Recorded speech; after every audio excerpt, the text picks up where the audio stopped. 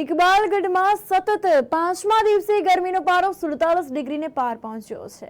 તો ઇકબાલગઢ વાસીઓને ગરમીમાં શેકાવાથી હવે રાહત આપતી ઇકબાલગઢ પંચાયતનું કામ જોવા મળ્યું.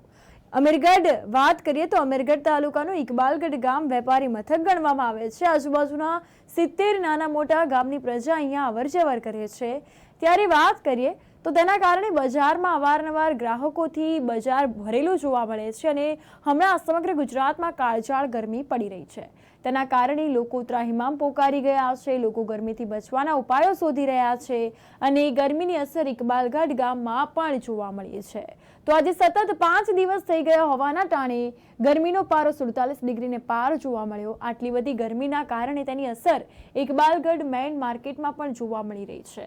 હરીભરી બજાર જે છે તેમાં ગરમીના કારણે કર્ફ્યુ જેવો માહોલ જોવા મળી રહ્યો છે અને કાળઝાળ ગરમીને જોતા ઇકબાલગઢ પંચાયત દ્વારા સરપંચ રાજેશ કુમાર બાબુલાલ અગ્રવાલની દ્વારા સરાહનીય કામગીરી હાથ ધરાઈ. ઇકબાલગઢ ગ્રામ પંચાયત દ્વારા સતત ગરમીને લઈને ઇકબાલગઢના જાહેર માર્ગો પર ઘણા દિવસથી પાણીનો છંટકાવ કરવામાં આવ્યો.